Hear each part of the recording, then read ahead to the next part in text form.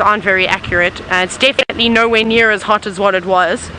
So that's what, 90? I think it's definitely dropped a bit. We always say this. You know what I'm going to do is, because it is so hot, let's quickly go a little bit up Philemon's cut line, and then let's go on Savage's track, because I haven't driven that today. And we had Shongile's tracks all the way around on that southern road this morning, so who knows, maybe we're going to bump into her as well. Now, I don't know if Tristan mentioned it, but apparently Hosana and Shongile were seen together last night, which is quite interesting. I don't know what time it was, or was it after the show ended? Maybe it was later on, towards, you know, maybe closer to 7 o'clock, because some of the guides are still staying out quite late, especially with that lion sighting. I can imagine it kept some of the guides up for quite some time. Apparently it was so beautiful. And Guma Pride and one of the Birmingham boys, Tinyo. So I don't know when the whole Shongile and Hosana thing happened. So she maybe also ran away when those lions came through and just ducked and got and escaped and came up this side. Let's just see. Okay, we're almost at the road that I want to take you all on, and then we'll arrive at Treehouse Dam. We might as well have a look around there, see if there's anything.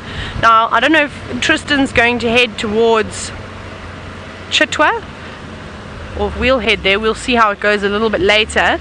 I know he said he wanted to try and follow up on the lions on the Styx Pride. It seems as though those elephants chased them around quite a bit. I wonder if Hosana was having the last laugh when the elephants came through, if he was still up in that same tree. And you know, I can imagine him sitting there from the tree watching, going, whew, thank goodness for, you know, the backup crew come through, chase the lions around. He probably did have the last laugh. And there's nothing. Where are the birds? I said I was going to do a bit of birding today. We haven't had anything sit still for long enough to put it on camera.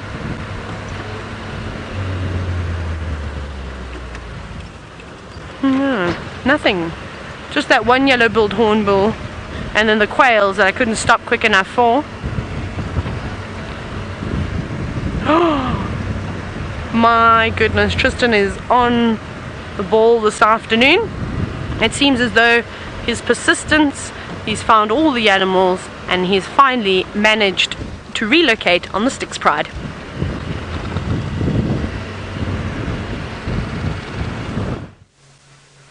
Well, I don't know about finding all of them, Tayla. You did a pretty good job this morning of finding them. I've just come to the same places and, well, gotten lucky. So we eventually found where the sticks are lying. They were, as you can see, very camouflaged in this long grass. So I was kind of just doing loops around from the western side of Twin Dams where the elephants chased them, and eventually found them all curled up in the long grass. And you can see, if you were anywhere near a road and you drove past the other day, there is not a chance that you would ever see these lions. That is the coloration of the grass and the color of them, and when they're lying flat, you don't see anything. Now, there are 3 adult females here, and yet you do not see even one of them. You can just see the cubs that are out and about, and they are kind of lying all in a big ball at this stage. And as soon as it gets a bit cooler, I would imagine they will start waking up, and hopefully we'll go back down towards Twin Dams for a little drink. It's been a hot day, and generally with lions you'll find that that's what happens, is when they get quite warm, they'll decide to start moving and getting back down towards where there's a bit of water to rehydrate. There's a little one busy catching flies. Hey, little one.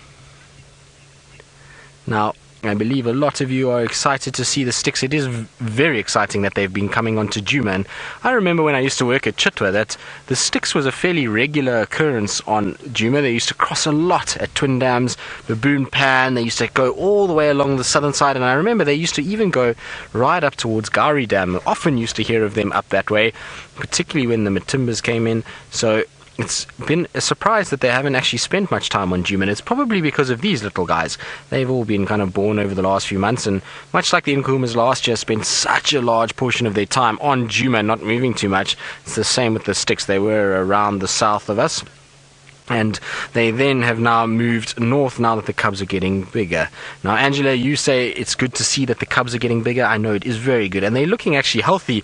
I haven't seen the Styx cubs in quite a while, but they're all looking pretty good. I mean, they're a little bit on the probably on the skinny side, but that's given. They're getting to that age where they do look a little bit skinny from time to time, but they're still as cute as ever. Look at those little eyes. Hello, you. The last time I saw you, you were a tiny little baby. I can't believe how much they've grown. They're probably 3 times the size of the last time I saw them, and the last time I saw them was actually before the TV shows for Mother's Day, so that would have been end of April, beginning of May was the last time I actually saw these sticks. And so these little cubs are no longer so little. They are actually getting much bigger, and they are looking fantastic. Actually, I'm very surprised. I know somebody told me the other day that they were saying that it's got signs of mange, and they don't have it too bad. If I compare what the other Styx cubs looked like last year when their mange really hit this pride hard, they don't look too bad at all. There's a few little patches here and there, but nothing major, nothing like last year, and it's just very similar to what some of the Agama cubs look like, and these guys will be absolutely fine. And once we get back into the rainy periods in the summer, so that mite will start to die off a bit more, and these guys are much older than the Styx cubs that got it last year, and so I would imagine they will be just fine and will be able to survive.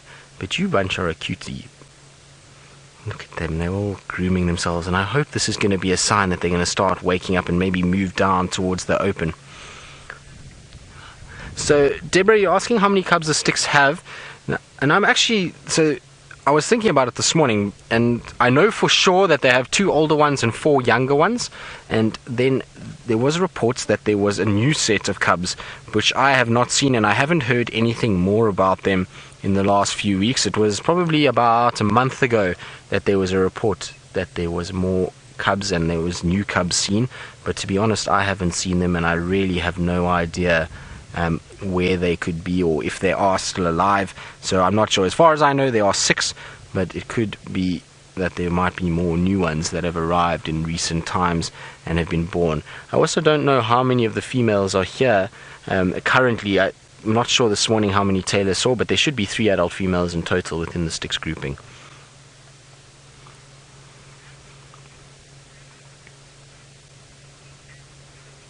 Now I believe Tayla McCurdy has found something that is probably one of my favorite things to see just from an entertainment point of view, so let's quickly go across to her before they get out of the water and stop with the fun.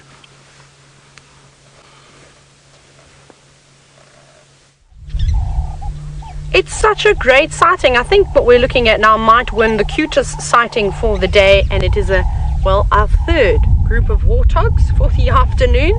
And I was saying how I'd love to see some wallowing around in the mud. Well, wallowing is not what's happening right now. I think that Sal's just taking a little break and enjoying the cool water, having an afternoon swim. And those little ones are very sweet too. They're very nervous though around the water. Well, they were nervous. A little Natal spurfowl came darting out of the long grass, and they got such a fright and they ran away, but not hanging around for too long. That one Sal says, "No, I'm not staying here," and this lady is just like, "Oh, come on guys, I just got in. 5 more minutes. Don't go. Stay there. We'll watch you. We'll keep your back. I'll shout leopard if I see one." Now, there could be one around here too, because this is the area that Rongile was seen. There's also, look at that one going up to the blacksmith lapwing. Look at the blacksmith lapwing. See how it's got its wings open? It obviously wasn't very happy with it. The birds often do that to try and make themselves look bigger. Perhaps there must be a nest nearby around there, and that's why it was being so defensive against the pigs. That was really cool. It would be nice if one of those little ones go back. So just as we see young elephants being quite curious around birds and other animals, often going up to investigate, so will warthogs apparently. Now, this blacksmith lapwing may not have been happy with the warthogs, but the starling is definitely trying to keep up with that group. It's nice. I think that's the first time I've seen warthogs actually drinking water since I've been at Wild Earth, which was quite nice. It's actually not a very common sight to see. I can probably count on my hands how many times I've had sightings of warthogs drinking, wallowing, seen them wallow quite a few more times. But that was great. Wasn't that fantastic? So precious? I thought so. And I hope you all got some nice screenshots. And we'll better keep carrying on. We keep dawdling and getting distracted by all sorts of things. I'm still listening out for those southern ground hornbills, but I have not seen them just yet. And I did pass Andrew, and he knows I'm looking for ground hornbills too, so hopefully he's going a different direction. If he sees them, he'll let us know. Like I said, I think I'd like to sit with him today. Bless you, Seb. Your allergies are worse than mine today. Just today though, otherwise I normally win for the most sneezes on safari. There's a lot of pollen in the air though, lots of dust. So So it's very easy to see why we are all sneezing at the moment. We'll try and get another view of these warthogs actually, because they're going through the grass now. They might run away from us. So I think they've had their drink, they've done most of their feeding. They might graze a little bit more, but I reckon that they're on their way home. I think they're going to go back towards their burrow and start settling in for the evening. The golden light is now upon us. It's nice and cool. This is definitely the time for the predators to wake up and get active. You can see them just walking. It's difficult because this grass is very, very long. You'll definitely see the adults. You just see the tops of their heads though. There they go. Being very careful as well. Walking, and then stopping, listening. Remember, warthogs' eyesight is so poor. It's probably their worst sense. Their hearing is good. However, it's their sense of smell that they rely on most. That's very, very good. You can see them there. They're not too comfortable. It's amazing how they've got one adult in the front, all the youngsters in the middle, and then another adult at the back. That's a very clever tactic. You can keep everybody in line, make sure the little ones don't start wandering. Now, if you wander, you make a big mistake. Could be the last mistake that you make, especially if you're a prey species of that size. So many things would find you tasty. Let's check this drainage line though. This is a nice spot. This used to be, oh my goodness, a road where we'd always find Hosana and Shongile, and we have had lots of sightings of when Kruger was still around in this area too. So good marula trees, we always talk about nice spots, and Shongile seems to have taken after her mother. Kruger loved to sit up in marula trees, and so does Shongile, so we have to keep checking them. And if she did get a bit of a scare, then I can imagine she might be prone to sitting in trees until she settles down again and realizes that not everything wants to eat her out here. Although I think all the animals think that of her. The tables have turned. Alright, let's just check. Haven't heard any birds alarming or impala, snorting and alerting us of any predators' presence. And there are a lot of impala and Inyala that hang around down in this drainage line. We've actually got drainage lines on both sides, one here and then there's another one that starts not too far from us. Also lots of termite mounds that have got some sort of dwarf jackalberries and things growing out the top of them, so a good spot to sit, some shade, and then also a vantage point and sheltered, keeping out of the wind too. No, the warthogs came from this direction. They walked on the road here.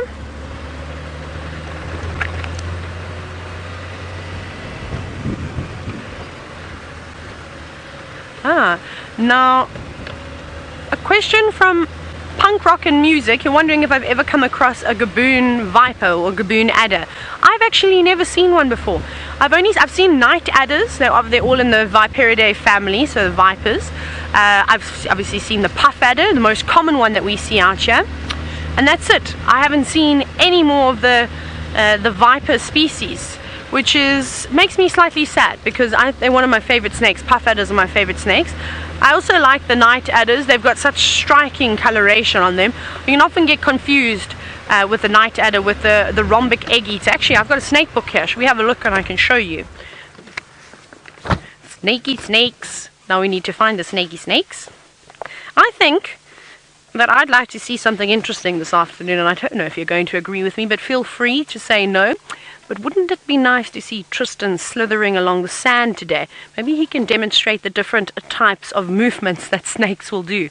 What do you think? I think we should do, not a poll, but you can just sort of hashtag Safari Live, yay or nay, if you'd like to see Tristan slithering along the sand. Should we say, how do the ladies in Final Control feel about this? If we get more than 20 people agreeing that we'd like to see Tristan slithering along the ground, that he has to do it, how do you feel about that? And then, to be a good sport, if Tristan does it first, then I'll do it afterwards. Let me find some snakes for you here. Now, this book was actually quite cool. I bought it for an absolute bargain. Someone was getting rid of their guiding stock, and I was quite lucky I think I got about 10 books, and I paid almost next to nothing for them. So I'm always forever looking out for what I do want to show you is another snake though. I'm always looking out for bargains on books. So this is the gaboon adder that Punk Rock and Music was talking about. Isn't that beautiful? They've got such striking coloration on them. Obviously all neutral colors. They do camouflage very, very well. Of course, they spend all their time down on the ground, so they don't need to be green. You typically find the snakes that are arboreal, so they like to live in the trees, are more sort of green in color. So that's what I was telling you about. Let me see what else I can find. So I'm trying to actually, what was I looking for again? I was looking for night adder. Let me find the night adder because we're here. No, not that one. There's so many in this family. Here's one I want to see, is the Albany adder. Now this occurs in the area that I'm from, the southeast coast of South Africa, but I've yet to see it. Look at that, you can't even see its eye. Isn't that amazing? Look at that camouflage. So this is another one that I want to have a look at. Let's go to the next one. We're slowly getting to the night adder. I hope. There's so many of them. Oh, where are you? I might have, sorry Seb, I have to bring it down here again. Here we go, a night adder, rhombic night adder. So let's look at this one. That picture is the most common coloration that we see. Obviously the colors vary slightly from area to area, but you see how it's got that V on the back of its head. That's a very, very, very good way to spot that. That of course is the night adder, and then I'm going to try and find the rhombic egg eater for you just to show you how similar that it is.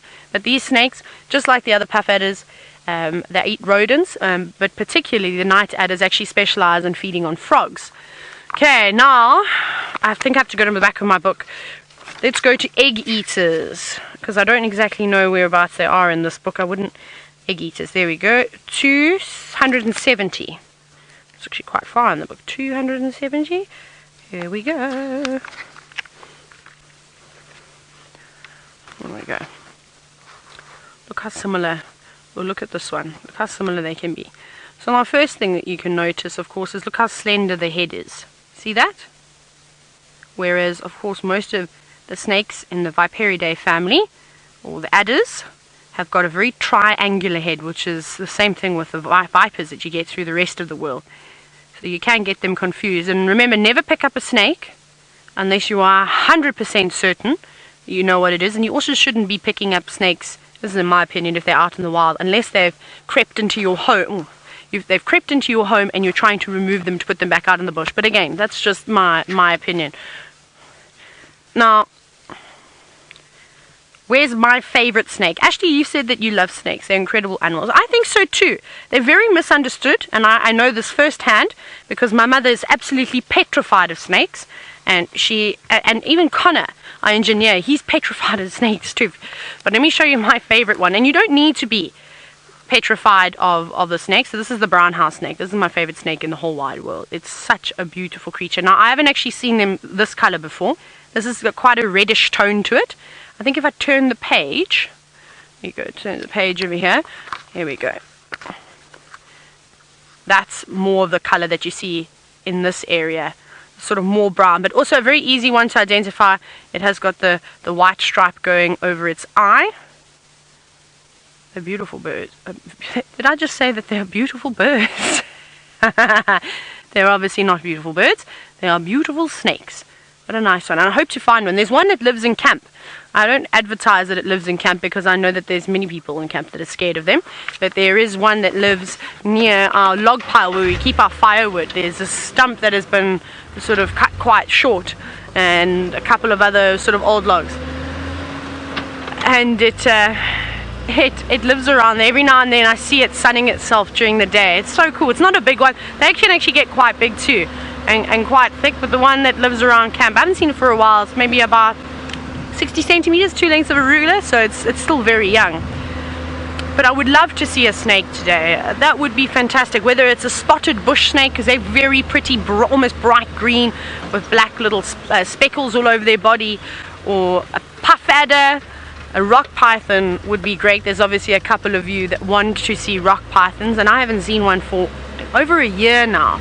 So I'm desperately wanting to see one of those. So Chantal, any word of has anyone counted how many times people have said yes to Tristan slithering along the road? Have we got 20?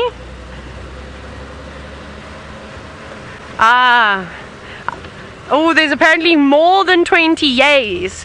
about Tristan, or for Tristan, to slither along the road. So, did you tell him? What was his reaction when you mentioned this to him? This is so exciting. Maybe you should just spring it upon him while he's live, and then he can't. What? So Tristan says he'll get eaten if he does it, by the brown snake eagle that he saw earlier. Oh yes, he's with the lion, so I suppose, no, Tristan, please don't get out the car and slither. That's what you should not do on safari. Okay, when Tristan leaves the sighting, hopefully he'll be able to give us a little slither on the ground. I think it'll be so funny. I don't know what movement I'm going to do. If we're going to do serpentine, yeah, I think I'm going to do the classic S, or you could creep along the ground somehow like a puff adder does sometimes. Well, I think it'll be hilarious nonetheless. Now, I think we're going to head towards Chitwa Dam. I think that's going to be our plan. I'm a bit sad that I didn't get to find the hornbills, and I didn't get to find, of course, my leopard. It's okay, I was spoiled this morning with the 2 big cat species that we get in this area, so I can't be too selfish. So I think that Chitwa Dam will be... Oh, did Tristan see us? Hi Tristan, I missed you, I'm talking too much again. Did I wave or... Oh, Tristan waved. I was going to say, because if I was waving, I was probably waving at an animal or something ridiculous. That's so funny. No, I heard there was a painted snipe somewhere around here, but I don't know whereabouts it was. They said it was just south of... No, I think I must have missed it. I would have seen it if it was another thing. That would have been nice to see. Perhaps with all the vehicle activity, the painted snipe is now flown away. Right, let's go down here.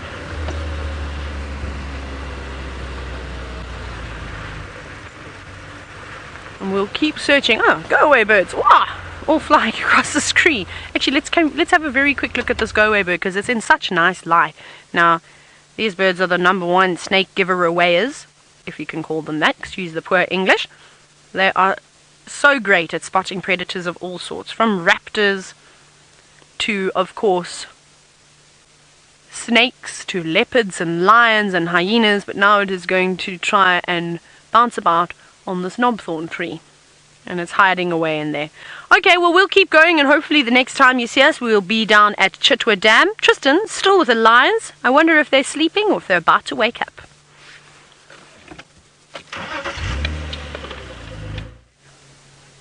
Well, they are already awake. They heard this giggling blonde coming down the road, and all the cubs popped their head up and were wondering what was going on as Tayla came past us. So she didn't even see us. We were just north of her, and we were watching her come past. But it was funny because we could hear her from far, and then the sound got louder and louder as she was laughing down the road. It was very funny. But these lots, you can see, there's a bit of scratching, a bit of grooming going on, and this is quite typical of cubs. They have, when they have a little bit of mange, they will scratch a bit, and you'll find that they will groom each other. But they are starting to wake up, and they've been very cute. There's been grabbing of ears and tails and rolling on top of one another, and you can see it's all kind of a big lion pile at this stage. And there's only one adult lioness that I can see. I don't see any of the others. Maybe the rest are lying somewhere in this deep grass, but so far it's just one. I'm not sure this morning how many Tayla had, but there's only one that I can see at the moment. But look at that. It's just a bundle of joy. Look at that. Now that's what you would call not surround sound, but surround car wash. Oh, paw in the face. Look at the size of those paws already for such a small cat. Now, the manger we're talking about is those little patches that you see there, and it's not something to worry about just yet. Like I say, the Styx Pride, when they were around this age, the little cubs looked a bit like this. It does happen when they're a bit smaller, but they're already old enough that I think they'll be okay. The older cubs look much better. You can see there's one of the older ones. So Andy, you're asking how do the lions get rid of mange? Well, they never get completely rid of it. That mite is naturally occurring. In fact, even us as humans have some of those mites that do live in our hair sometimes. So it's a naturally occurring thing, and they will all have a little bit of it. But it's when the mite gets out of control, and that's normally in the dry conditions. So in the winter times, you see it presenting quite often, and you get these outbreaks of it. As soon as there's a bit more moisture coming along, and their immune system gets a little stronger, and they groom themselves, and they stop rubbing up on one another another as much as what they're doing now, you'll find that will all start to go away and it will start to get better. And that's why the older they get, generally the better it gets quicker, because they no longer lie in piles like that and always kind of on top of one another, and that then stops this mite from spreading too much from one to the other, and they just groom it out and eventually then goes away. So they'll be okay. Like I say, they're much better off than what I've seen the Styx cubs last year, and even the Nkuhuma cubs were looking a little bit like this at the end of the drought last year, and that's cleared up enough now. And the Styx cubs, the Nkuhuma cubs look just fine. So you'll find with the Styx, much will be the same. You can see, look at Mom, she's almost completely healed. They had it quite badly as well, and she's much better off. So I would imagine the cubs will get there eventually. Oh, Mom's tail is now time for a game. And this is what happens when the kids start waking up. It's now time to pull tails and to play and to chase one another around. And look, you can see they get a bit angry with each other from time to time. There we go. And all this play will be vitally important for later in life when they are tackling bigger animals. All the kind of techniques that they've practiced by being cubs and playing around with one another will become very important later. They'll have the sort of way to grab another cub. They'll be able to use those paws and those mouths to be able to effectively bring down the prey that they need, or to defend themselves should they get in a situation where they are being attacked by another lion. Yes, hello you. Now this little one closest to us looks like a young male. He's getting a little bit of a mohawk going on the back of his head there, so I think he's a young male. I thought I saw little testes when he was on his back. I can't remember now clearly, but it looked like he might have been a young male. And it seems with the Styx that they do produce a lot of males. In the time that I've known the Styx, a lot of the cubs have been predominantly males. And I remember all the cubs last year that unfortunately died of the mange. Of the 8 cubs, 6 of them were males. So it's just the 2 females out of the 8, and they then all passed away. But prior to that, it's been a lot of male cubs, and that's why the Styx Pride has shrunk over time. There's been no females really coming through the ranks and surviving to allow the pride to grow, and it's getting to the point where it's getting a little desperate. Hopefully these cubs will survive and that there are some females in it, and the Styx Pride will continue, because it's one of the oldest prides in the Sabi Sands in terms of what we know, and prides that were followed and monitored from early on. They were one of the first prides that were really kind of put on the map of the Sabi Sands. So it would be a real big shame if the pride itself disappeared and was no longer. So I'm really rooting for these cubs, and they've done so well to get to the age that they are, and hopefully the Birmingham boys will continue to stay alive and to protect this area and allow for these guys to get into a mature age, that some of the females will then be able to start breeding, and the Styx Pride will continue.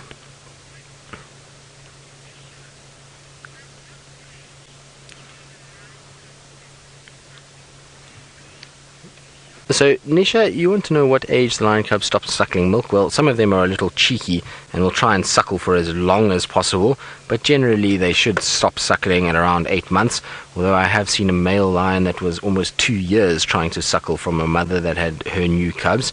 So it does happen sometimes, but generally around 8 months they are completely weaned and on meat. So these guys will already be eating meat, but they won't be completely weaned. The smaller ones, the bigger ones for sure, they are going to be off milk now and will no longer be suckling. But it's so nice that they're actually awake, because often you get to lions and they're fast asleep, particularly on a hot day like today, and after being chased by ellies, I'm sure they were a little bit on the sleepy side after being interrupted on their nap. So nice to see all the cubs up and moving and playing, and look at those eyes. Are they not yes, beautiful? You can see the big black tufts on the back of the ears. I always think that a lion's eyes are, or cats in general, even the leopards, when they look at you, it's almost as though they can tell exactly what you're thinking, and they almost analyze you, and as though, are you something that I can trust in, that they be able to sort of work out exactly who you are. It's probably not anything like that, but it just feels that way. They seem to be able to bore into the deepest part of your skull when they stare at you. Now, one of them, probably the female, given the size of her belly, seems to have decided to pass some gas, which is quite common after eating. So if they did steal a meal from Lasana this morning, like Tayla was telling me, it smells definitely like she's just let go, because it's not exactly a pleasant smell that's wafting downwind right now, and that's generally when they let go of a little bit of gas, and it's often after they've eaten. that this happens. It's particularly bad when you sit with a group of males after a buffalo kill. You've got to be very careful about where you park, because otherwise this horrible scent comes and it almost burns your nostrils. It's so bad. It's really very unpleasant, and you will smell it from time to time. So it hopefully means that this female will stop sort of dropping gas, because we are downwind, and hopefully she'll get up and move onto the other side of us, and then we won't have to worry nearly as much. Of course, it could be the cubs too. Oh, look at them. There's one that's on its back, kind of just staring at us. Isn't this cute? They are so cute. When they're in big sort of clumps like this and playing with one another and grooming one another, they are some of the cutest little things in the world. Right, well, we're going to carry on and just enjoy our time with these beautiful lions, because, well, spotlights aren't used on them just yet, so we can still stay with them because of our infrared. And I believe Tayla has got something that is not a snake, but, well, is part of the same sort of genus in the reptilian family. You are correct. It is a reptile. It is a water monitor. It's our young friend. We've actually seen this water monitor on a number of different occasions, believe it or not.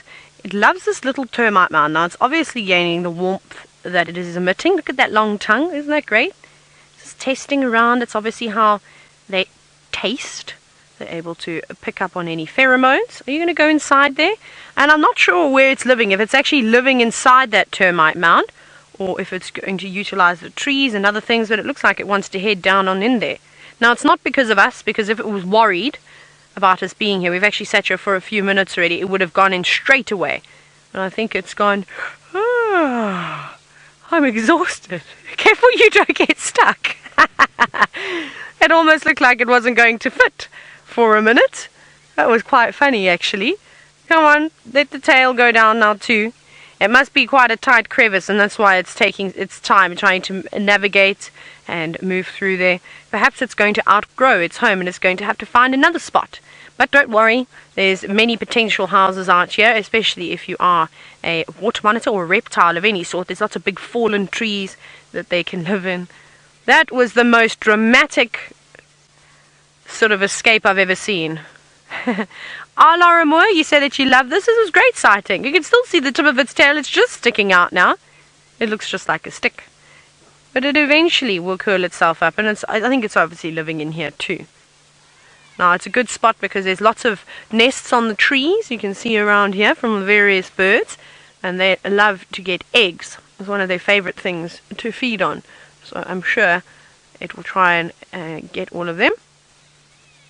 Where are you, Cape Glossy Starling? I can hear you making that strange noise. Make a call there. It almost remind me of a cat. You hear it? Oh, here's one here. Actually, just on the ground next to us, hopping about in some elephant dung. It's not the one that's making all the noise. That seems to be sitting in the tree somewhere.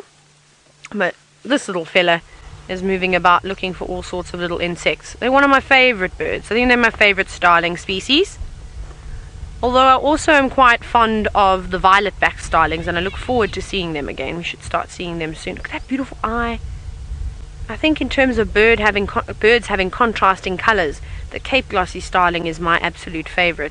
And I love the little black dots that they have on the edge of their wings, and a little tinge of purple too this afternoon. Stunning, absolutely stunning birds. And off it goes. Now, unfortunately, we don't have very many hippos here at the moment. In order for us to go and see some hippos, it's going to require us to move down into the distance. If you take a look, we go there quite often, but they're all the way down there, so we need to do a bit of maneuvering so we can get a closer view. It's not particularly nice. We're just looking at the bottom of decks, so you can see the fence, and then also they're so far away, so I would like to reposition. So while I do that, I'm going to send you back across to Tristan, who's still with the lions. They should be getting active now. Who knows what's going to happen, but I'm sure Tristan's going to be patient and wait them out. We are indeed, because, well, they're being as playful could be with cubs. Look, there's lots of interaction, especially the 4 young ones. They're biting one another and grooming one another, and there's paws around everybody. And look, You can see everyone's grabbing a part of the other one and pulling.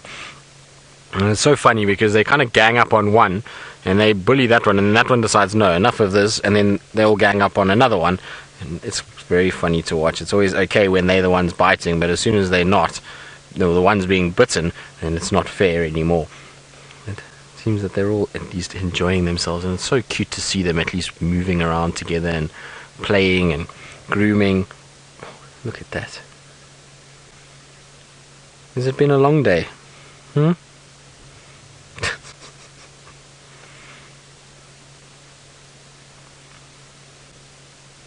It's quite something just watching them. That's why it's the best time to come at this sort of time of the day, because they do get a little bit more on the playful side.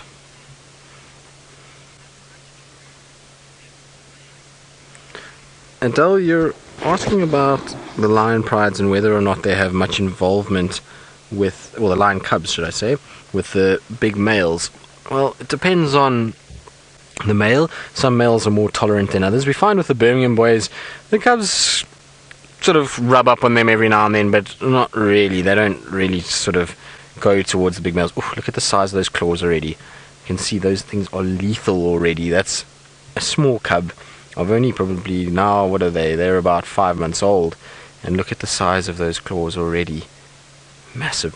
So you'll find that they don't really go near the male, because the male's not really that tolerant of the cubs. It doesn't like all the boisterous nature of them and the way that they move around and they pull at his mane and climb on him. He's not interested in that. And remember that the Birmingham boys, being a coalition that has a big territory, doesn't spend huge amounts of time with the prides. They kind of come in and out every now and then, and maybe when there's a carcass, but otherwise most of their time is sort of spent away from the pride, and so they don't form that same bond that you'll see the females forming with the cubs. And the cubs will go up to the male, and some males are more tolerant of it and will allow them to rub up on them and climb on them, and the Birmingham boys seem to be okay, but you'll find sometimes not. I remember the Majingalands, the one with the scar on his nose, he used to get quite grumpy when the cubs used to jump on him, and in fact he actually killed some cubs the one time that were one of his brothers, or what we thought one of his brothers, that had mated to form those cubs and make those cubs, and he actually killed them. So some males more tolerant than others, but they don't form the same sort of strong bond as they would form with the rest of the pride in terms of the females and siblings that they have within the pride. Ooh, now it's time for a stick to be... Nope, up we go and off we go. Now I believe Tayla has repositioned. She's found herself something feathery, and before it flies away, let's go across to her.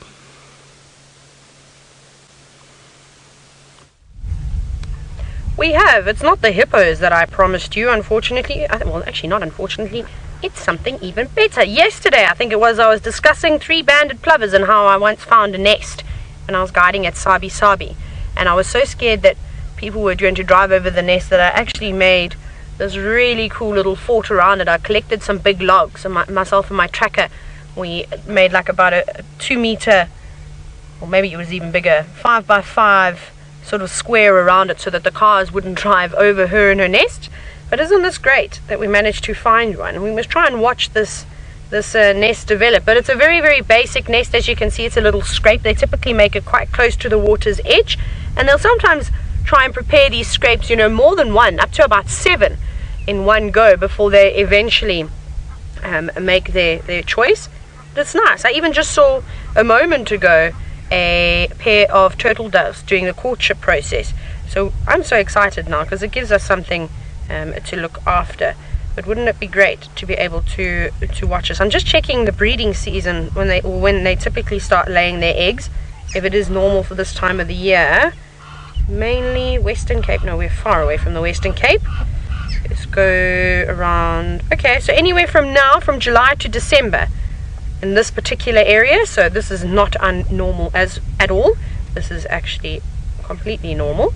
And then I'm not actually even sure who makes the nest. This is the thing about all these different birds, is that it's hard to remember these things.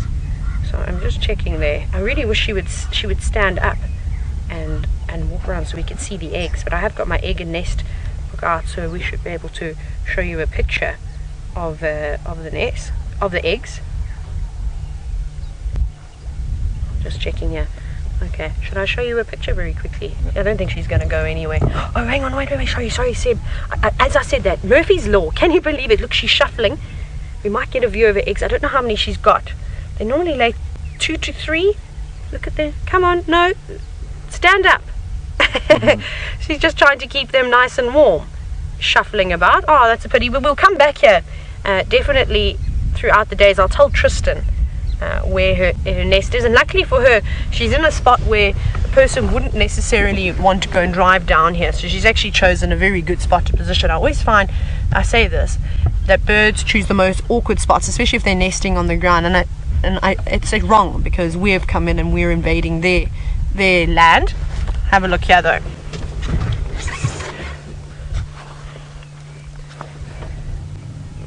There is a little egg, so almost grey and black in colour, completely camouflaged on the ground. So they don't make their nests around pebbles. They do prefer sort of sandy soils or a little bit of grass around there. I know some birds prefer to have pebbles around, for instance like the Kittlitz plover, if you go up a little bit more. And we need to actually keep an eye out for them, because we should see them up here too.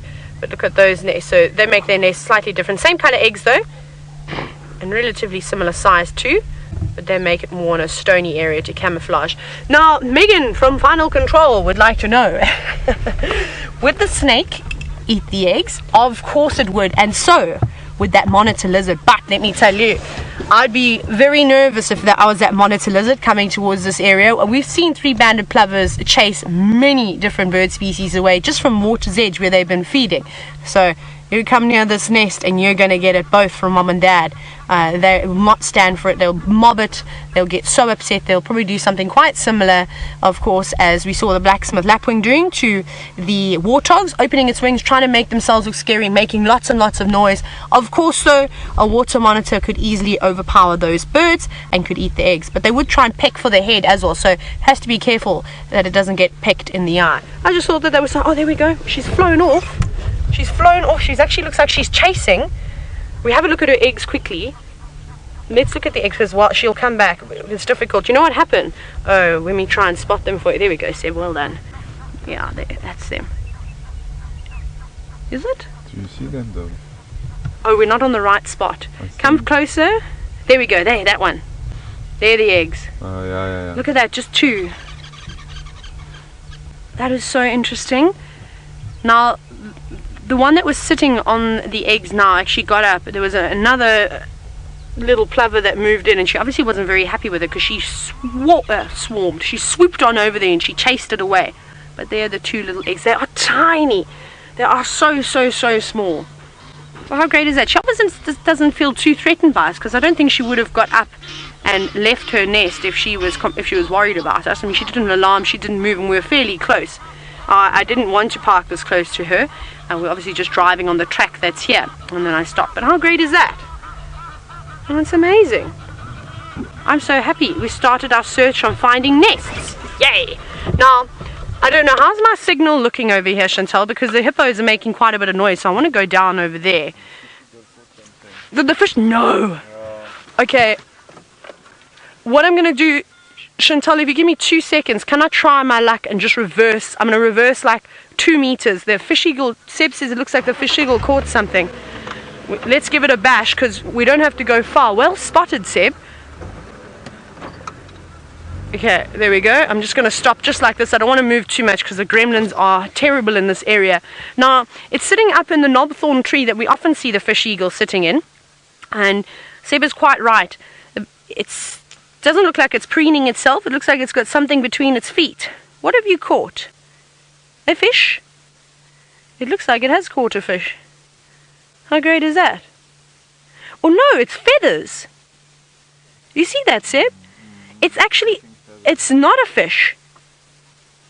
It's something else. I don't know what it is, and what we can try and do is, I would like to try and get a little bit closer. Maybe we can get an even closer look. This is very interesting behavior, because obviously we always talk about, of course, fish eagles catching fish, and that's their sort of favorite food species. But there's not, and I always talk about how I've seen fish eagles scavenging on carcasses against the river. So here we go. Here's another opportunity. It's caught a bird of some sort. I don't know what bird it's caught, and I don't know when it caught it. It must have just done it as we had our backs turned. It flew over the dam, so it was there the entire time. So it's obviously gone. That is amazing. Let's try again. Let's try. Like, we'll be sneaky and see if the gremlins don't get us. But Chantal, do shout as soon as my signal starts to dip. Just let me know, and then I will hit the brakes. I don't want to get too close to it. I actually want to try and go as quietly as we can. So we'll switch off and we'll try. Don't make a noise, Ras. That is amazing. We're going to end up stopping here. Ideally, I want to be on the other side so that the bird is not completely silhouetted. Very difficult to see what bird it is, though.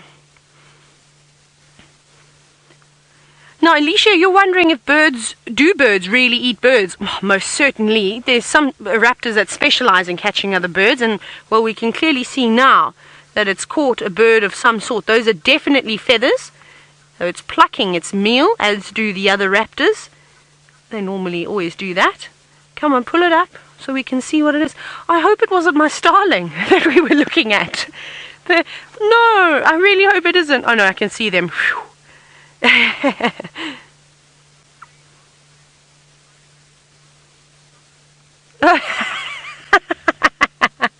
Safari Wildman, here I am sitting saying I hope it's not the starlings, and you said I hope it wasn't the plover. That would actually be a worse off bet, especially because they've got a nest. This is amazing. I still haven't quite worked out what bird it is. I suppose it doesn't really matter as to what bird it's eating. We just know that it's a bird. It's very pretty. It's almost like a dandelion. You know, when you blow on a dandelion and all the little seeds start to disperse. That's what that actually reminded me of, but of course it's not. I want to see if it's going to start to eat it. So there we go. It just shows you how even the birds are opportunistic feeders. It's got quite a slender beak. It almost looked like it could be maybe a starling or a buffalo weaver. Buffalo weaver, yeah. I think that's a red-billed buffalo weaver that it's caught. I wonder where it caught it, if it snatched it off the tree out of the nest or if it was on the ground. That's definitely a red-billed buffalo weaver. Well, there's pretty love seeing this, because, you know, for the new viewers, sometimes it takes a little bit of convincing when you talk about an African fish eagle, and we always talk about how their diet consists mainly of food, and then you tell these stories of things that you have seen. But sometimes it is hard to wrap your brain around it until you see it for yourself. So there we go. If you did have any doubts about African fish eagles eating other things other than fish, here's evidence right now. This is the first time I've actually seen him eating a bird, though, so this is a brand new experience for me. Now, it's not a particularly big meal for that eagle. You might find that the barbels that they catch out of the dam have a bit more sustenance than that small bird. But that's incredible. Still plucking it. We'll have to ask Tristan when you guys go back to him if he's had any interesting experiences with fish eagles. Alicia, I'm glad that you've just made the comment that you did. You said you're so glad that you still learn things on here. Well, that's how I feel.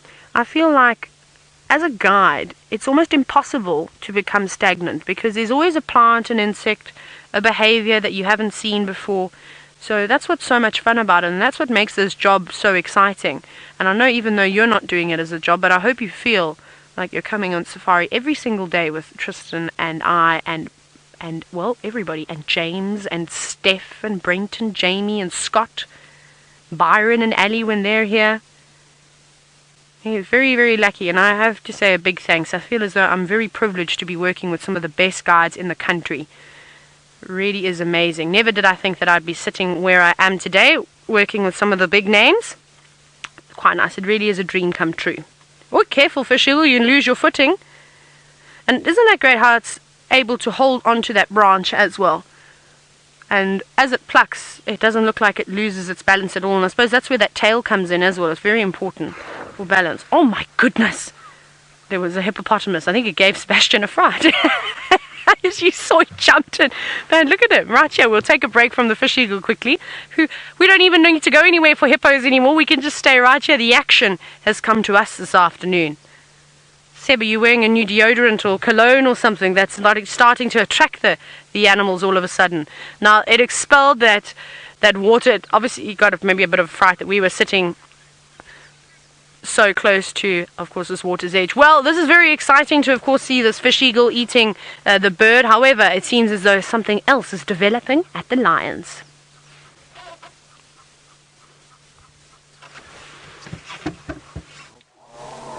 Just listen to this.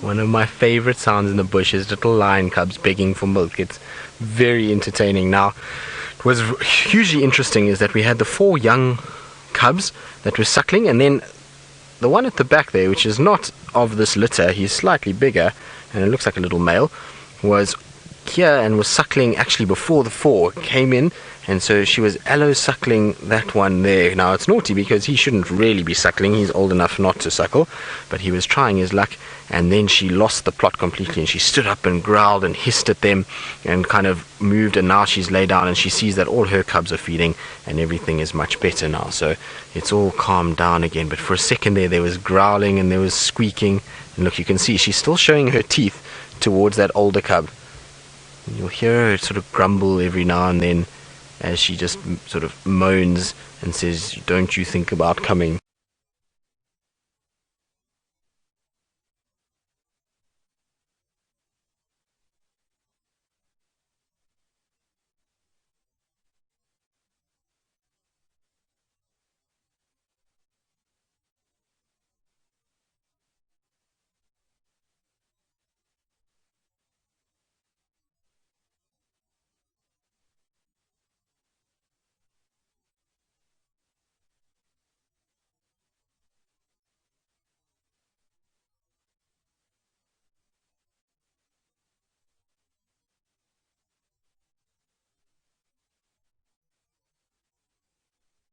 The best things to see. I love when little lion cubs make that noise. It's got to be one of my favorite sounds in the bush, and to watch them sort of interact with their mom and the other lionesses in the pride is always a absolute privilege. And Tayla was saying we're very fortunate to do what we do, and these kind of moments reinforce that. So, you know, Tayla had this morning that leopard and lion saga, and then this afternoon the softer side of lions with the cubs suckling. So very lucky indeed.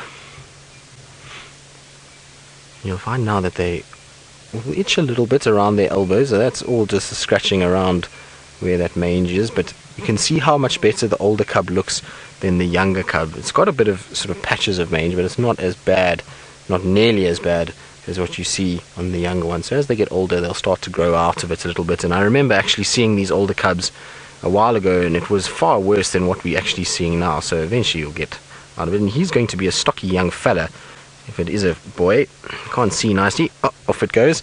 It's now running back to its mom, I think, because the other older cub is up at the top there where the other female is. And just watch how this lion disappears. The color is perfect, but what you will see is the black tip to the tail and the black ears, and that's why they have them, is so that they can see one another when walking through thickets like this. It black contrasts so well against this light colored grass. It's absolutely perfect.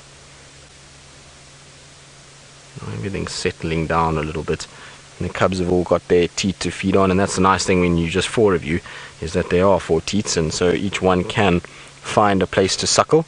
Except if you're at the bottom, it does get a bit uncomfortable because everybody else squashes you, so it's a bit of a bun fight, particularly now when they get a lot larger like this. It becomes much harder for them all to fit there, and you'll find if they start sort of squabbling with one another, that will trigger mom to get a little bit upset, and she'll then sort of growl at them and maybe even stand up and move out the way and stop them from suckling. Now, I was looking at the third female, which is the one lying to our right here, who theoretically should be the one that has new cubs, and I can't see any sort of suckle marks at the moment. I'm waiting for her to try and roll back towards me again so I can get a definite look, but I don't see too many suckle marks there either.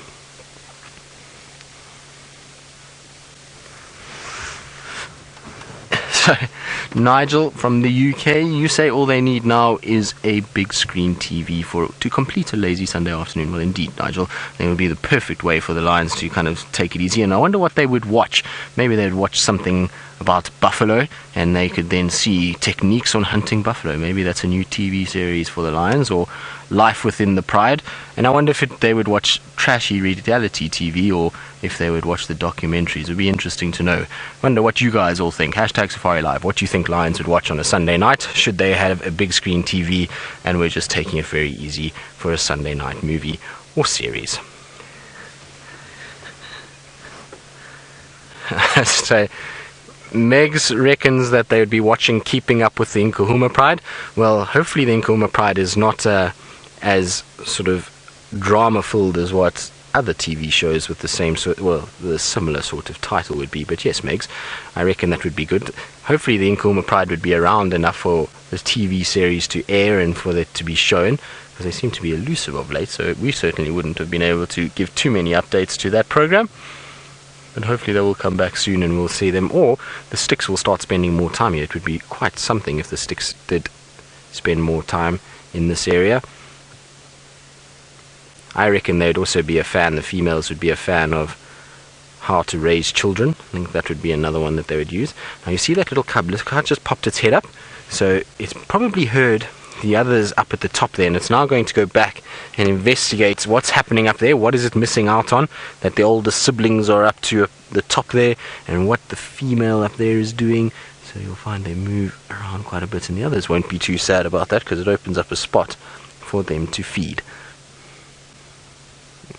Now it's torn between which way to go. Nope, going to carry on up the hill.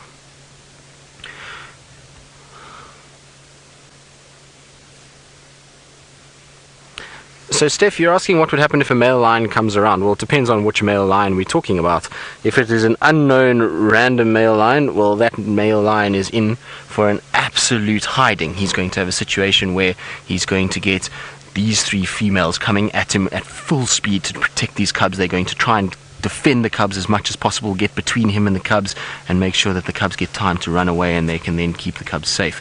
If it's one of the Birminghams, they might sort of get up and look for a while, and once they recognize who it is, there might be a little bit of growling and hissing, but once they realize it's a Birmingham male, they'll then calm down. They know that those males are the dominant males for this area, and in all likelihood of the fathers for these cubs, because the Styx really have only mated with them, and then you'd find the male would probably just plonk down and not really do too much. So it just depends on which male had to arrive here as to what would happen.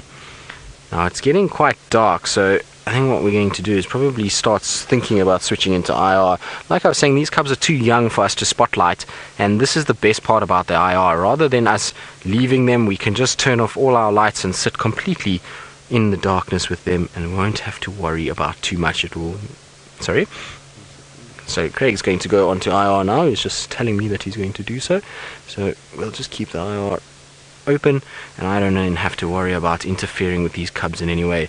The reason why we don't spotlight them is twofold. One, their eyes haven't developed very well yet, and two is a spotlight in the bush is often an attractant to other predators. You'll find hyenas in particular have learned that spotlights in the thickets at night in particular generally means a predator, and they'll actually come and investigate spotlights. So if we have all our lights off, then generally the hyenas are not too worried about it, and they'll actually leave us alone, and they won't come in here and affect the cubs in any way. Now they've all had a good feed and off back to go and play, I think.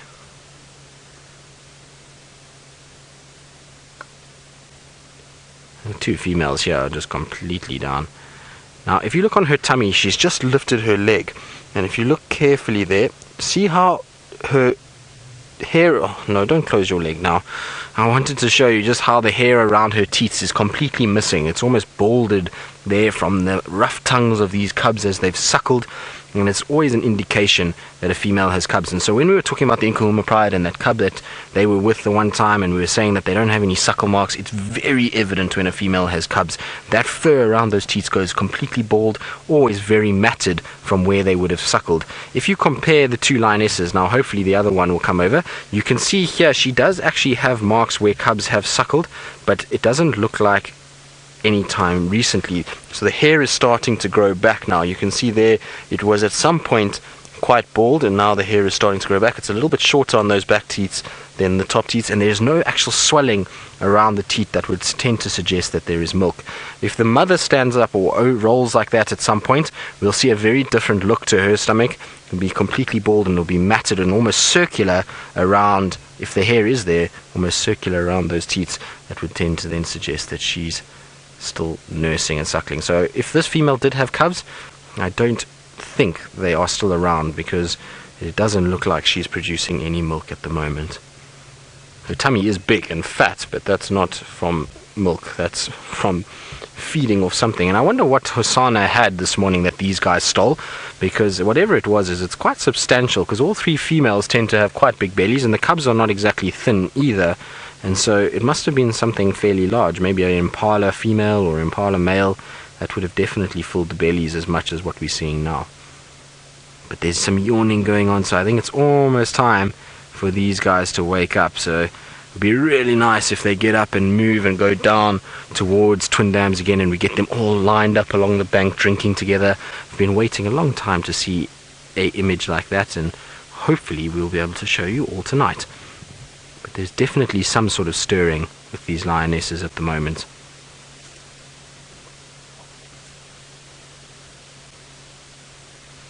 I was just telling Craig, though, my favorite thing is when these lionesses lie like this, often you'll find their front paw goes onto their chest and they actually scratch themselves with that front paw. It always makes me laugh. Exquisite Bliss, they do get irritated from suckling. You'll find sometimes the females are not in the mood at all, especially when it's a hot sort of part of the day and late in the mornings, and all these cubs come bounding up and climbing all over their mother and trying to kind of get there, and they fight with one another. And sometimes in their overzealousness of trying to feed, they'll actually bite down too hard on the nipple, and it'll hurt them. And then you'll find the females growl and hiss and actually stand up and move away and walk away, and are not interested in these sort of cubs at all. So you'll find a case that it does get a bit much after a while. Now you know it's awesome when you can hear the scratching.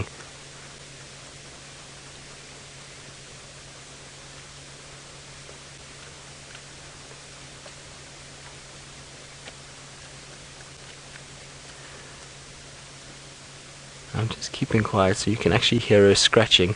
Look how gentle she is around the eye.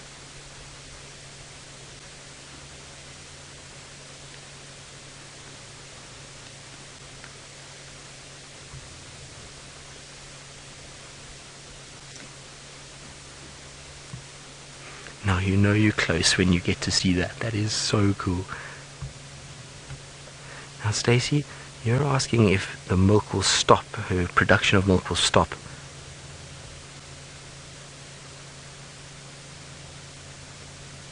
After a set period of time. Well, yes, that's exactly what happens. So as the cubs start getting weaned, the female knows that those cubs are getting bigger, and she'll start slowing down on production of milk, and then she'll eventually dry up completely and there'll be no milk produced at all.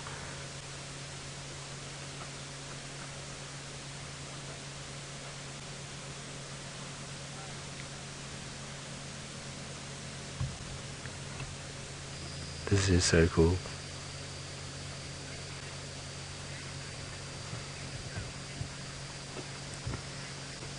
Well, David, you're wondering if the cubs get water from the milk. Well, David, there is an element of water within milk that helps to hydrate the cubs, most definitely, but these cubs will drink water. You'll find if they do go down to Twin Dams, they will all line up and probably drink, the cubs included, but there is an hydration content in that milk. Remember, when these cubs are born, they are completely blind.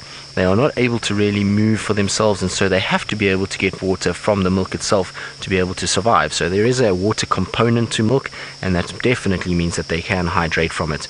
Interestingly enough, when cats show mange like this, you're going to find that they're going to drink actually more than they would have had they not had the mange. And the reason for that is that the mange causes dehydration, and so they then go to water a lot more often to then kind of counteract that. But yes, they will get moisture content from the milk itself. Are you doing your Sunday yoga? Tell you what, she's a lot more flexible than many others in this world. I wonder if this is now time to start going. Imagine if she goes this other female will also get up and start moving in that direction. What you do find with lions is they often do this, is they'll get up and then the rest of the pride goes and there'll be a bit of a greeting going on. Now you can see she's yawning, which is a typical sign that she might stand up. She's getting air into the body, just getting that lactic acid moving from lying down all day, filling the lungs with air, and then she'll stand up and start going back towards where that other female is. Also, what they do is when they wake up at this time, they all kind of separate out and they'll actually go and have a little bit of a sort of toilet time, and they go away from one another. They'll have a bit of a pee, and then they will go and maybe defecate as well, and then rejoin. I'm sure she's going to get up any time now. She's starting to yawn, and that's normally an indication that she's going to go. Now the thing is, I'm waiting for her to go, because the reason why is this pathway going straight up here that the lions have all used is the easiest way to get there. If I have to now go back to them, I have to do a big loop round all the way to the big trees in the background there, so it's really a long way away. So I'm going to hope that this female does get up and move towards where the cubs are, because it'll make my life much easier, and hopefully we'll then get a greeting of them all together and the whole pride, and then they stand up and start to walk. Wouldn't it be fantastic if they do get up and they just start pushing further north and we end up seeing these lions tomorrow morning deeper inside Djuma? It would be a really good way to sort of spend our evening and to know that the lions are going to spend more time here.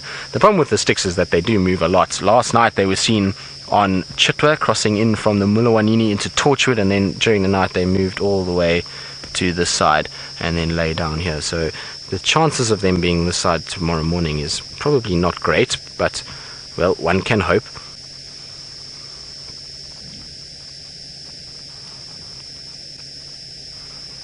Now she's still just grooming herself, which is also typical of a lioness when before she moves, is yawning, grooming.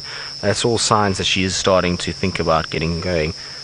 But she's definitely also dropping bombs while she's sitting here, because there's a nice putrid meat smell that's coming my way. Craig, can you smell it? Is it pleasant? No. No, not at all. Is it making you hungry, Craig? No. Craig's kind of got this face as though this is not the most pleasant thing that he's ever smelt in the world. So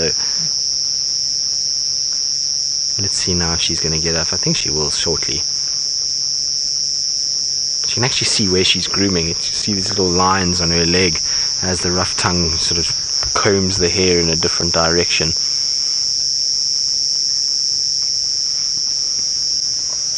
Now I'm going to stay with them, like I said, and we'll just see what happens and where they go, because we don't have that much longer left of the drive, and it's a very pleasant way to end the day in this beautiful dusk period.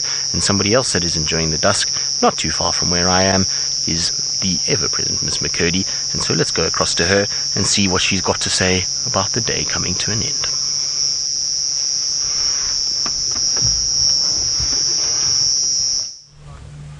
Well, I'm just reading at the moment, and the reason why I'm just reading and not searching for animals is because we've actually found an animal, but you can't see it just yet. There's a leopard not far from here, just on the boundary. You can see all the lights. It's just near Baboon Pan.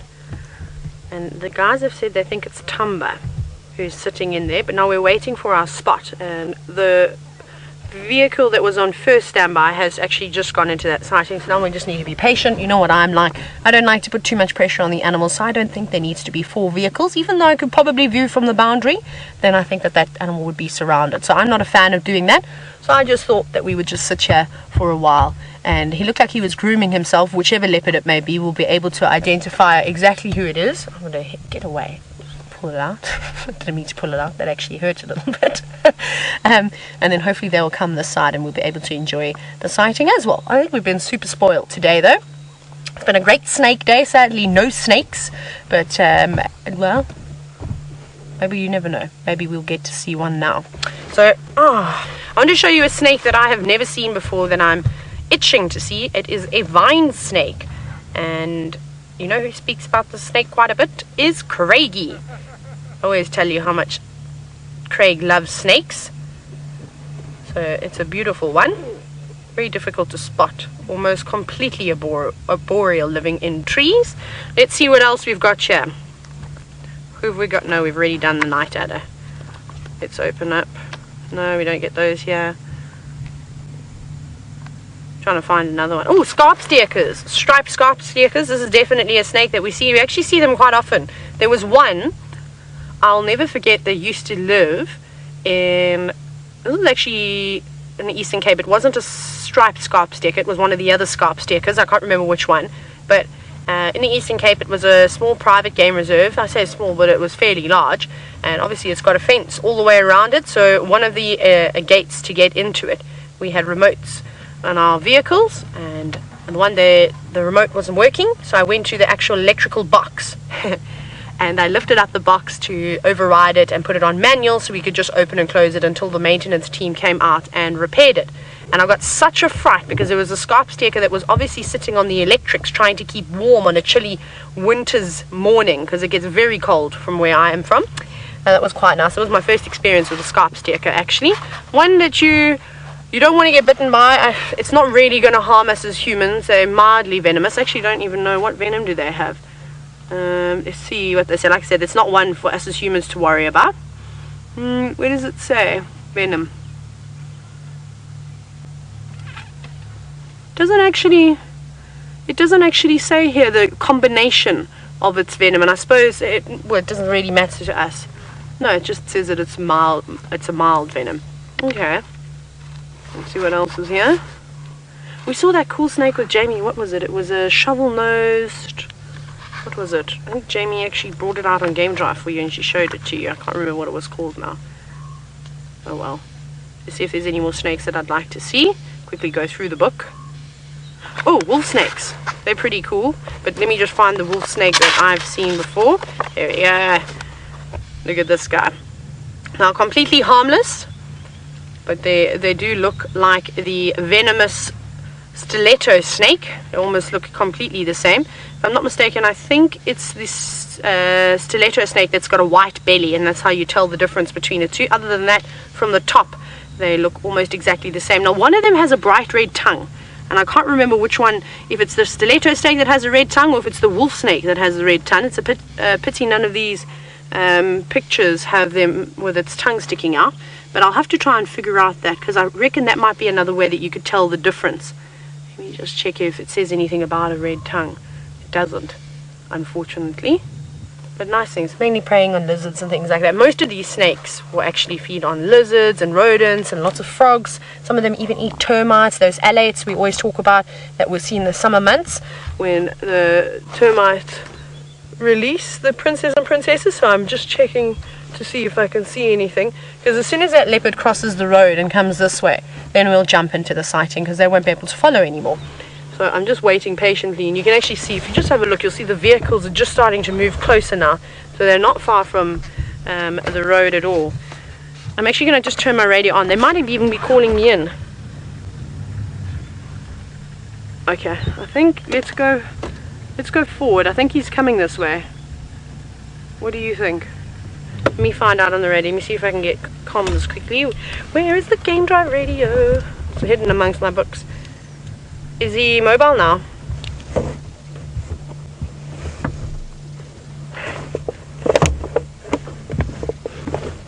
No, Matata, take your time. I'll stand by. Don't stress. I'm just letting the guys know. It's not always that we get to have amazing sightings, so I always think that it is nice to let guys enjoy it. Looks like there's quite a few photographers on the car as well, so I was saying just spend a little bit more time. They've just got the spotlights out now, and I'm sure they'd be very appreciative to be able to take photos of a leopard at night too. It's very nice to take pictures of the cats during the day, but I mean, you've seen all of our pictures and you've seen the sightings at night. It really is incredible.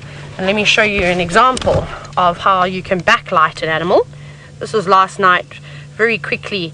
When the Styx Pride walked across the road just as Drive had finished, or a couple of minutes after Drive had finished, I managed to snap a shot. And for a photographer, this is something that they would want. Look at that. We actually give it, our screen's a little bit dirty. So that's the sort of effect that you can only get at nighttime. And I'm sure that they would love to get something like that. Otherwise, just a leopard's eyes illuminated by our spotlight is quite fantastic as well, but we just need to be a little bit on the patient side, so we're just going to sit here, really. I wonder what's happening with Tristan and those lions, if those lions are moving around or what they're doing. I wonder where they're off to.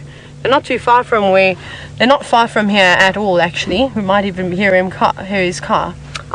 Sounds like they're not on the move, but let's go back across to Tristan and find out what they're up to.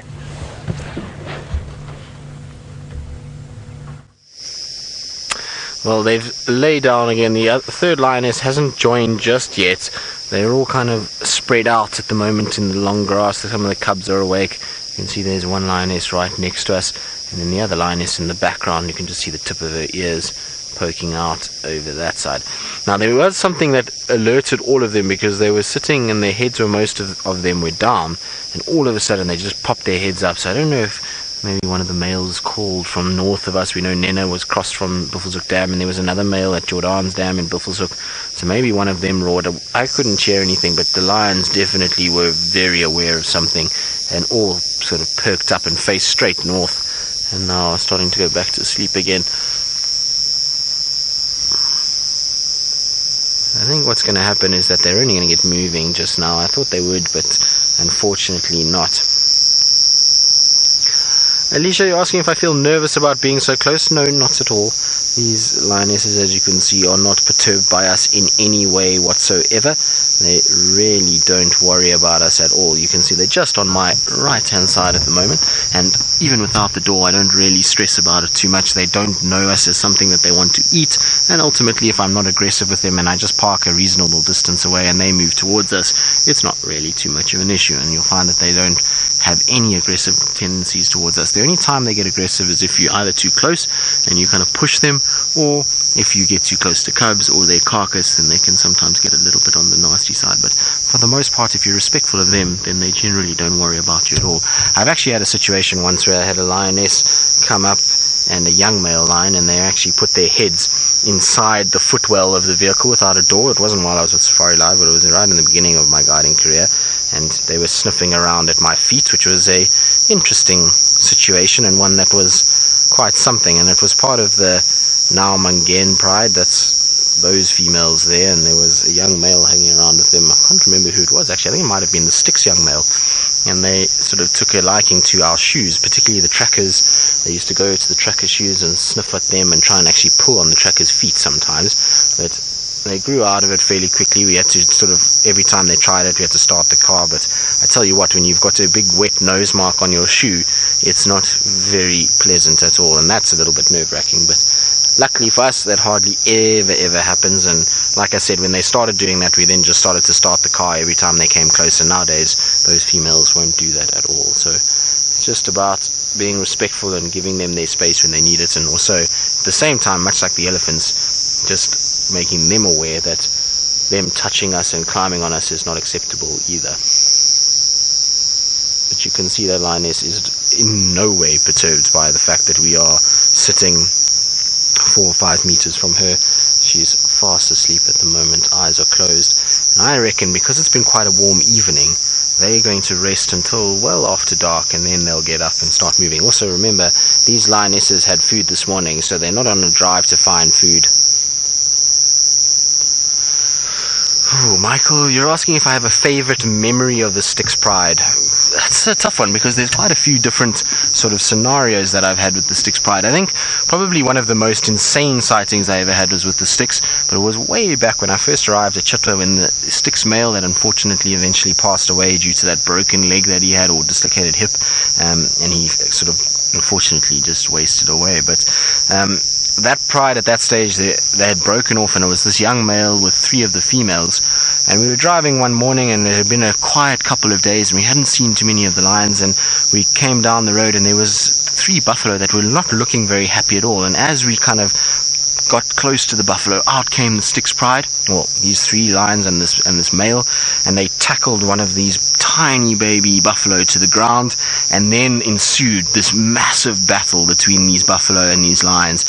And the buffalo would run in and run back as the lions chased them, and then the lions would go and grab this little baby, and it was probably one of the most traumatic sightings I've ever had in my life. It was not one that I really would actually want to relive, but it's one that sticks in the memory banks, and in terms of memorable, that would be it. But basically what happened was this poor little calf was so delicate that the lions, once they pulled it down, the mother was so enraged and trying to to defend this baby and trying to keep it alive, she kept running over the baby, and she eventually broke its spine by running over it, and this poor baby couldn't use its back legs, and the lions kept running and grabbing and trying to pull at this baby, and they were actually maiming it and doing all kinds of horrible things. And the more this mother tried, the more this poor baby got maimed. And it was really one of those sightings that you kind of wish you weren't there, but at the same time it is nature and it is something that takes place. Eventually the young male lion from the Styx, who was at that stage about 3 years old, managed to grab this buffalo and grab it and basically it actually just pulled it in half by using its claws, and it just pulled like this, and the buffalo then died. And it was really quite something to watch, but it was just memorable from the standpoint of the Styx determination to get that buffalo, and the buffalo's determination to try and protect their young was absolutely amazing. And the fact that that female was almost ready to pay the ultimate sacrifice of being hunted herself and being killed herself just to defend her young one, and that interaction between the Styx was really quite something. So that's one of the sightings I've had. There's been many others. I've seen the Styx kill impalas before, other buffalo, so I've been very fortunate to have spent a lot of time with the Styx. I remember actually the one day as well, we had really had a tough time of it when it came to lions, and we had really not seen lions for about 3 weeks, and we were struggling, and we were following Lamula and Moya, who were mating, and they were walking down towards the Mala Mala boundary, and the sun was setting, and it was that kind of ideal moment in time where you would wish to see something happen. And I just left the leopards, and we thought, well, there's no chance of lions. We've checked the boundary earlier in the day, there was nothing. And as I came down onto the Mala Mala boundary with the sun setting over the Mulawati riverbed and this big massive open area, out of the bushes just came the whole Styx Pride, and 11 of them just walked straight towards us with that setting sun over them. And it was one of those sights that you can never forget as a guide, watching lions walking through sort of white grass with the setting sun, and the fact that we hadn't seen them in so long. It just made that the best sighting ever that I could think of. And I remember all the guides were super excited because we all kind of hadn't seen lions, and everyone rushed there, and we had this amazing sighting with the full moon and everything. So it was really a very special sighting. And so the Styx have been giving me many sightings over the years. I'll try to think of some more. I've been very fortunate, like I say, to spend time with them.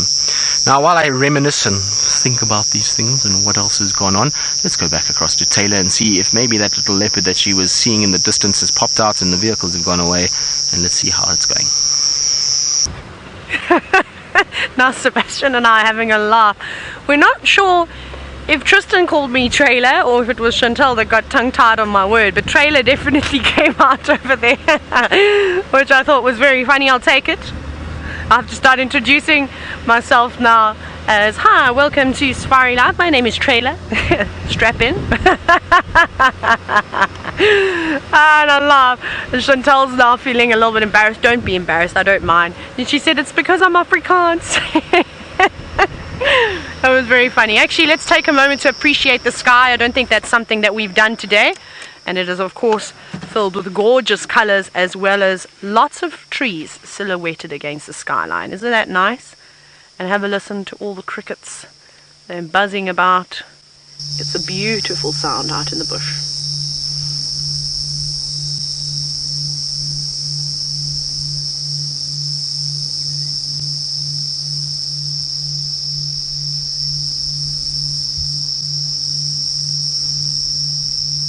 And I think it's important, after the exciting adventures we've all been on today with all the wonderful wildlife that we've seen, that we do take a moment to just take a deep breath and listen and give thanks, of course, to how wonderful nature has been today.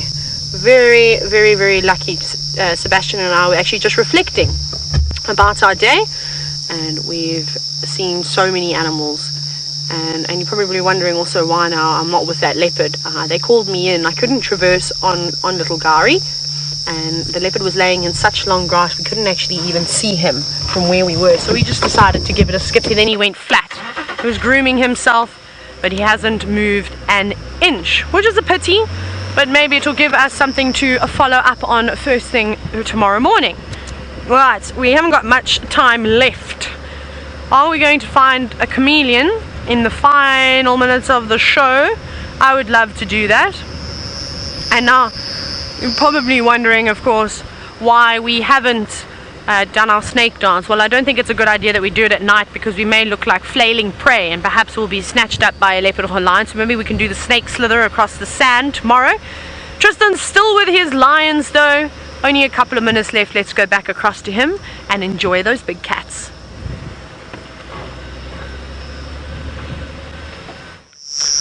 Well, we thought we were going to leave them, but we thought, isn't it a good way just to finish off and cap off a rather good week with cats, considering they've been in and out and frustrating, but we've really had at least some great sightings of all of the cats. There's been Birmingham boys this week, there's been the Styx Pride, the Styx, most of our leopard favorites as well, so it hasn't been all that bad. Exquisite Bliss and lots of the other viewers are wondering what insect is making the noise around me. Well, most of these are being made by armored ground crickets and varying other types of beetle and cricket species, but the loudest one is an armored ground cricket that we're hearing at the moment, so you do hear them quite regularly. It's not the cicadas. The cicadas tend to come out more in the summer months when it rains, so these will be different species of crickets mostly that we're hearing at the moment. There are also ground crickets calling, and basically how that works is it's called stridulating, so they're just rubbing their legs against their exoskeleton.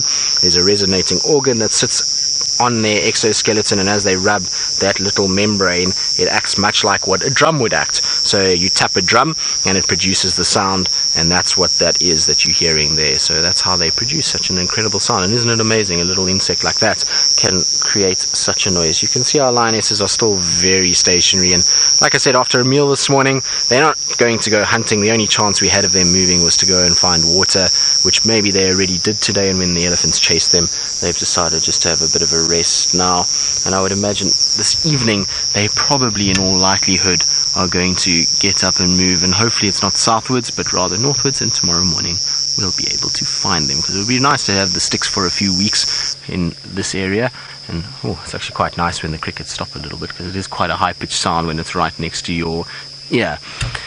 But it's that time of the day, unfortunately, where things are going to wrap up and we need to finish our drive for the evening and for the week. So it's been an absolute pleasure. Like I said, this whole week we've had great sightings. There's been some frustrating days with tracks going in other places, but we really have been lucky in that we've seen most of the leopards and lions that we see in this area, and so we've been very spoilt, and nice to see the Ellies returning back to Djuma this afternoon.